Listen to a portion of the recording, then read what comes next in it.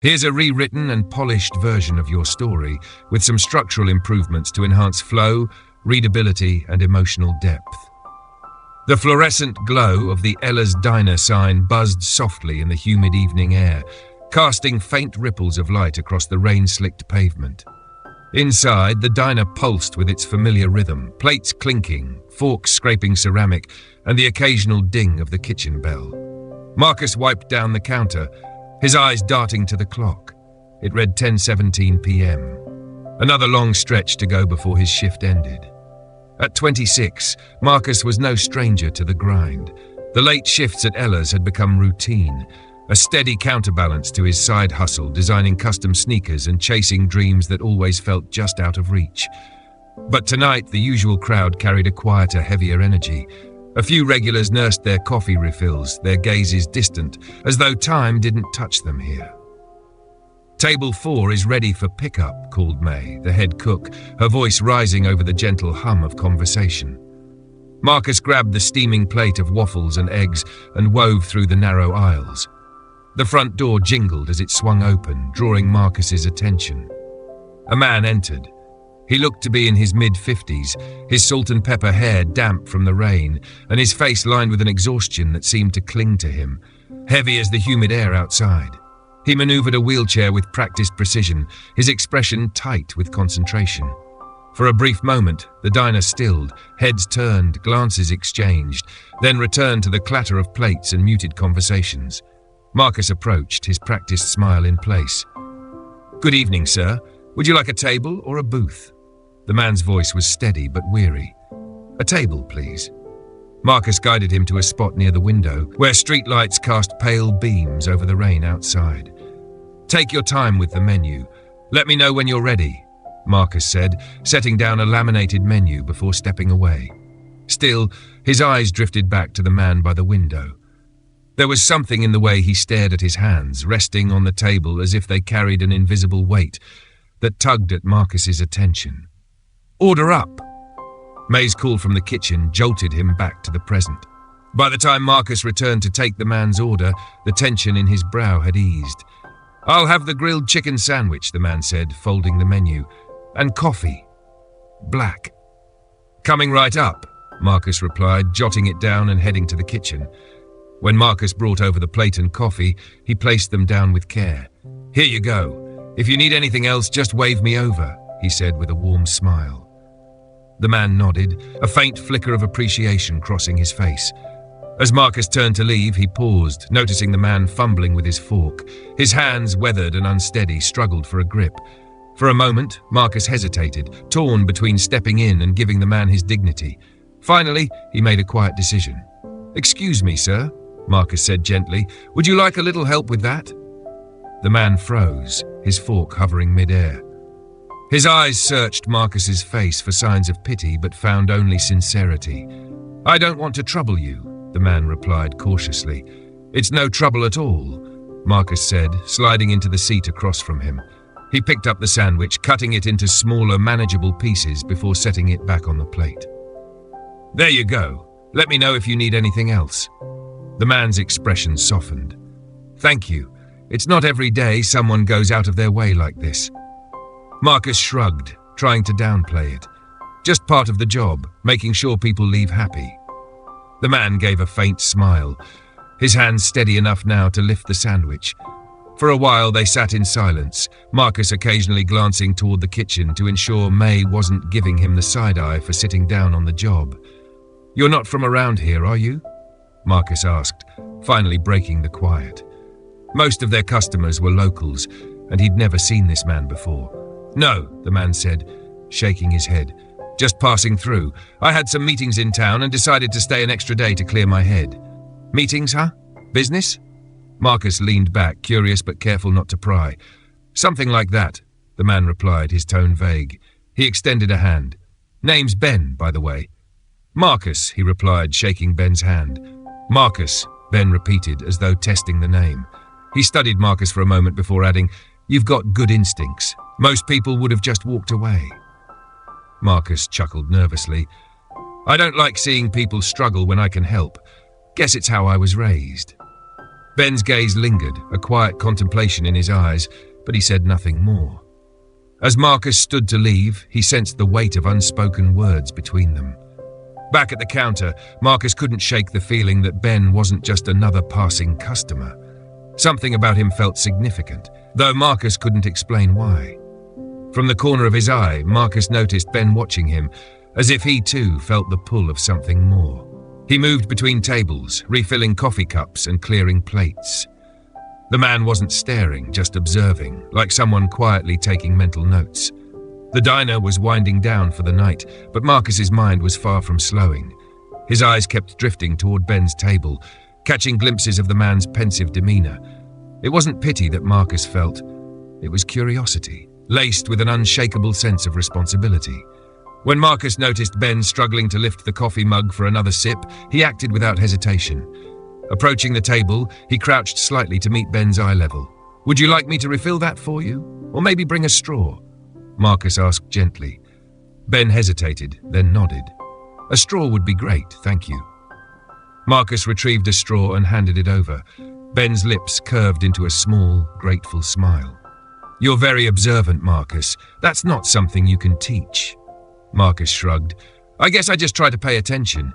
You'd be surprised how much people say without saying anything." Ben chuckled softly, sipping his coffee through the straw. Wise words for someone so young. "I get that a lot," Marcus said, grinning. "But honestly, I've just been through enough to know when someone could use a little help." Ben's eyes flickered with recognition, as though Marcus's words had peeled back a layer he hadn't expected. He set the coffee down carefully and leaned back in his chair, his hands resting on the table. "I've been on the receiving end of kindness a few times," Ben said quietly. "But it's been a while since it felt this genuine." Without hesitation, Marcus slid into the seat across from him, ignoring the curious glances from other diners. "If you don't mind me asking, what brought you to Ella's tonight? I mean, of all the places you could have gone." Ben's gaze shifted to the window, where rain drizzled under the orange glow of the streetlights. "I wasn't planning to come here, honestly," Ben said. "I was just driving through and saw the sign. Thought I'd stop for some coffee. Maybe clear my head." "Sounds like there's more to that story," Marcus said, his tone inviting but not prying. Ben smirked faintly. "You could say that. Let's just say I've had some decisions to make lately. Big ones. And the weight of them has been heavier than I expected." Marcus nodded, giving Ben the space to continue if he wanted. He wasn't one to press. He'd learned long ago that people shared when they were ready. Instead, he steered the conversation to lighter waters. "So what do you do, Ben? For work, I mean." Ben seemed to weigh his answer for a moment. "I've dabbled in a few things over the years. These days, I mostly help people connect the dots in their lives, show them how to reach their full potential." "Sounds important," Marcus said, genuinely impressed. "You must meet a lot of interesting people." "I do," Ben replied, his voice carrying a note of wistfulness. "But meeting people like you reminds me it's not always about the big movers and shakers. Sometimes the smallest acts leave the biggest impressions." Marcus wasn't sure how to respond to that. Ben's words hung in the air, grounding him in a way that was both humbling and affirming. Before he could speak, May's voice broke through the quiet. "Marcus, the back's stacking up. Need you for dishes." Marcus stood quickly. "Duty calls. You good for now, Ben?" Ben smiled warmly.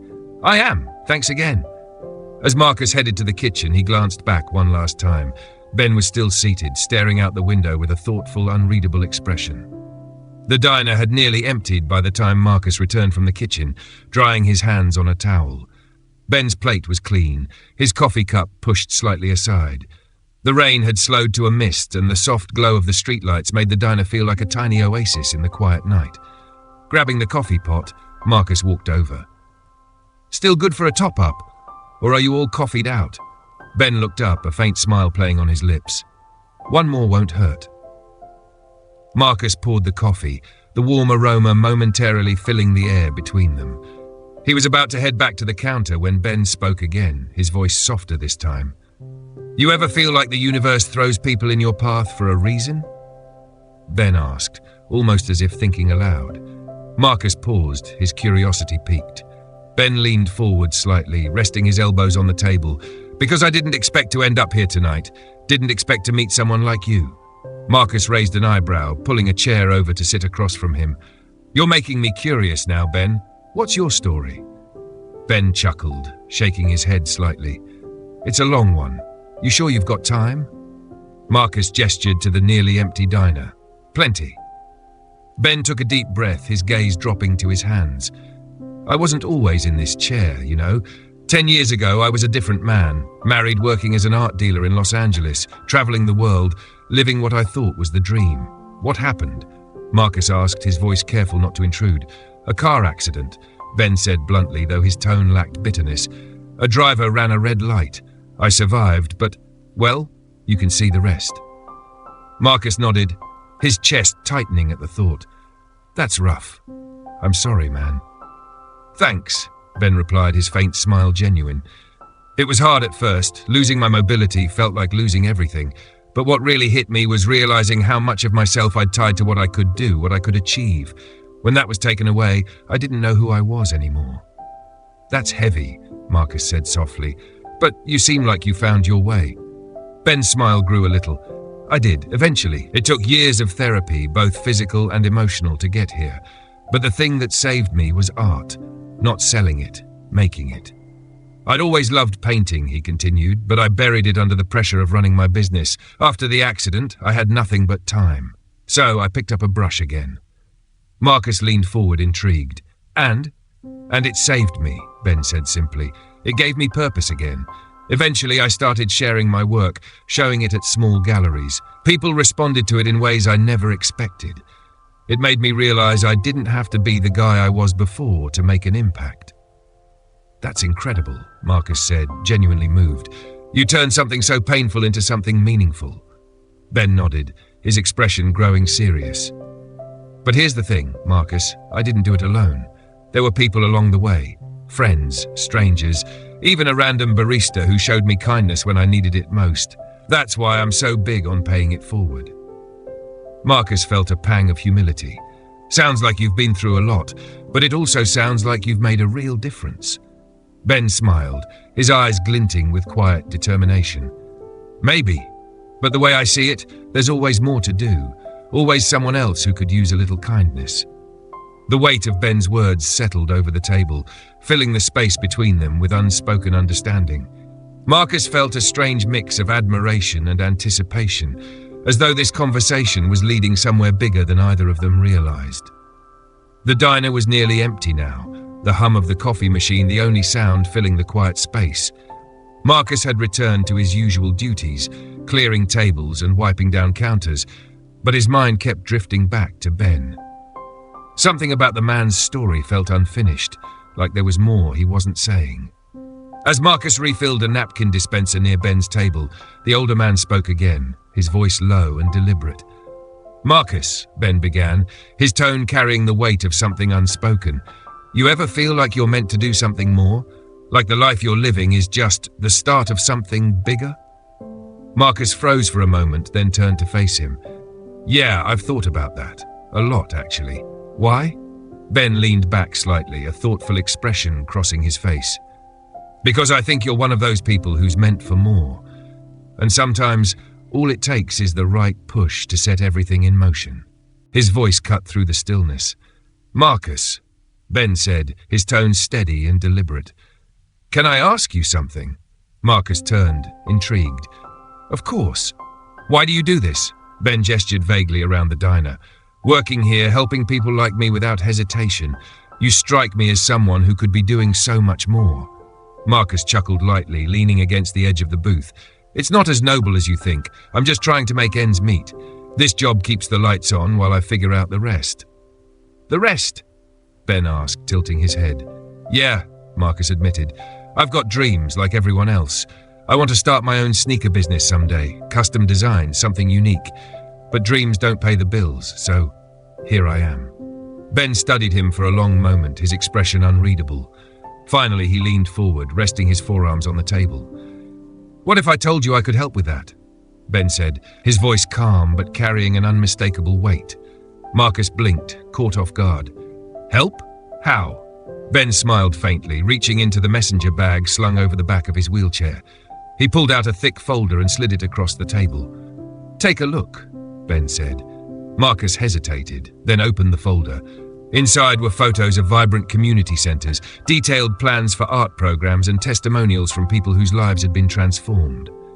At the centre of it all was a foundation, Ben's foundation, dedicated to uplifting underserved communities through art, mentorship and entrepreneurship. "This is what I do now," Ben explained. "I use my resources to create opportunities for people who deserve a shot, people like you." Marcus stared at the folder, his mind racing. "Why me? We just met." Ben's expression softened. "Because I see something in you, Marcus.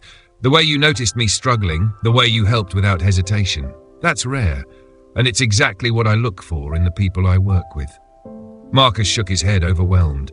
"I don't know, Ben. This is a lot. I'm just a guy trying to get by." "You're more than that," Ben said firmly. "You've got heart, and that's something you can't teach. I've been looking for someone to help me expand this foundation, to lead new initiatives. I think you're that person." The weight of Ben's words settled over Marcus, leaving him momentarily speechless. He glanced back at the folder, his fingers brushing over the photos. "This is real?" Marcus asked, his voice barely above a whisper. "It's real," Ben confirmed. "But you don't have to decide right now. Take the night to think about it. If you're interested, meet me here tomorrow at noon and we'll talk details." Marcus closed the folder carefully, his heart pounding. He didn't know what to say, didn't even know how to process what was happening. All he could manage was a quiet, "Thank you." Ben smiled, his eyes warm with understanding. "Thank you, Marcus, for reminding me why I do this." As Marcus watched Ben wheel himself toward the door, a strange mix of emotions surged within him. Gratitude, disbelief, and a flicker of hope he hadn't felt in years. The following morning felt surreal. Marcus had hardly slept, his mind racing with possibilities and doubts. The folder Ben had left with him sat on the small kitchen table in his cramped apartment, its contents spread out like a puzzle begging to be solved. He read through the documents again, his fingers brushing over the images of smiling faces, bustling workshops, and thriving communities. Could this really be his chance? Not just to change his own life, but to make a difference for others. By noon, Marcus found himself back at Ella's diner, seated at the same booth where Ben had sat the night before. The diner was quieter in the daylight, and the gravity of the moment pressed down on him. His palms were damp, and he kept fidgeting with the corner of the folder. The jingling of the doorbell snapped him out of his thoughts. Ben rolled in, calm and collected, as if this meeting were just another step in a plan long in the making. He wheeled over to Marcus's table and offered a warm smile. "Good to see you again," Ben said, parking his wheelchair beside the booth. "How are you feeling?" Marcus let out a nervous chuckle. "Honestly, a little overwhelmed. This is a lot to take in." Ben nodded, his expression empathetic. "I get it. Opportunities like this don't come around every day, but I wouldn't have offered it if I didn't think you were the right person." Marcus glanced down at the folder, then back at Ben. "Why me, though? I'm just a waiter trying to get by. What makes you think I can do this?" "Because you already have what it takes," Ben said, his voice steady and sure. "Compassion, leadership, the ability to really see people and make them feel valued. That's not something you can teach in a classroom. It's something you carry in your soul." The sincerity in Ben's words hit Marcus harder than he expected. He'd spent so much of his life feeling overlooked, like his dreams were out of reach. But here was someone who saw him differently, someone who believed in him. "So what would this look like?" Marcus asked, his voice tentative but curious. "If I said yes, what happens next?" Ben leaned forward, his eyes lighting up with excitement. "You'd start as a program leader, working with communities to develop initiatives that align with your passions. We'd fund your sneaker business as part of a mentorship program, showing others how to turn their ideas into reality. You'd also help organize workshops and events, using your story to inspire others." Marcus's breath caught. "You're serious? You'd help me start my own business?" "Absolutely," Ben said with a smile. "Because it's not just about creating something for yourself, it's about showing others what's possible. You've got the drive and the vision. I'll provide the resources and guidance to make it happen." For a moment, Marcus couldn't speak. The dream he'd clung to for years, The one he'd always assumed was too big to achieve suddenly felt within reach. "I don't know what to say," Marcus admitted, his voice thick with emotion. "Say yes," Ben said simply. "Say yes, and let's change some lives together." Marcus looked down at the folder one last time, the weight of the decision heavy but oddly exhilarating. Then, with a deep breath, he looked up at Ben and extended his hand. "Yes," Marcus said firmly, "let's do this." Ben's smile widened as he shook Marcus's hand. "Welcome to the team." In the weeks that followed, Marcus's life transformed in ways he had never imagined.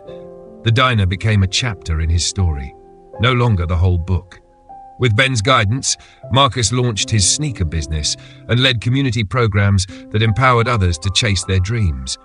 Together, they proved that even the smallest acts of kindness could ripple outward, creating waves of change. Months later, Marcus stood in the middle of a bustling community center in Memphis, Tennessee.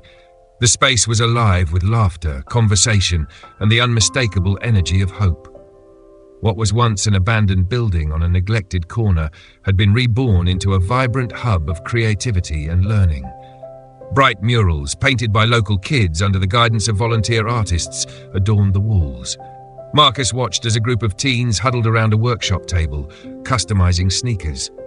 Their focused expressions and cautious optimism reminded him of himself not so long ago. This was his dream realized, bigger and more impactful than he had ever imagined. Ben wheeled up beside him, his face glowing with pride. "Looks like you're a natural," Ben said, nodding toward the workshop. Marcus grinned. "It's surreal. I never thought I'd be here doing this." "You earned it," Ben said. "Every bit of it." Marcus glanced around the room, taking it all in. The community center was more than just a building. It was a testament to what could happen when people came together. Programs ranged from art therapy sessions and business mentorships to free meals for families in need. At the heart of it all was Marcus, whose journey from diner waiter to community leader had inspired so many. A young boy approached Marcus, holding up a pair of sneakers he had just finished designing. "Mr. Marcus, what do you think?" the boy asked, his voice filled with excitement. Marcus knelt down to inspect the shoes. "These are fire," he said, smiling. "You've got a real talent, kid. Keep at it." The boy beamed and ran back to his table to show his friends. Marcus stood, his chest swelling with pride. "It's moments like that," Ben said quietly, "that remind us why we do this." Marcus nodded, his eyes scanning the room. "You were right, Ben. Kindness, it changes everything." Ben smiled knowingly, "And it's contagious." As the afternoon wore on, Marcus found himself reflecting on how far he had come. That night at Ella's diner felt like a lifetime ago, but he knew it had been the foundation for everything that followed. A simple act of compassion, helping a man eat his meal, had set off a chain of events that transformed not only his own life but countless others. Looking around the bustling center, Marcus felt a deep sense of gratitude for Ben, for the people who believed in him, and for the chance to do the same for others. At the back of the room, a banner hung proudly on the wall. "Kindness starts here." Beneath it, the faces of the community, young and old from all walks of life, formed a living testament to its truth. Marcus smiled, his heart full. The ripple of one small act had grown into a wave, and he was ready to see just how far it could reach.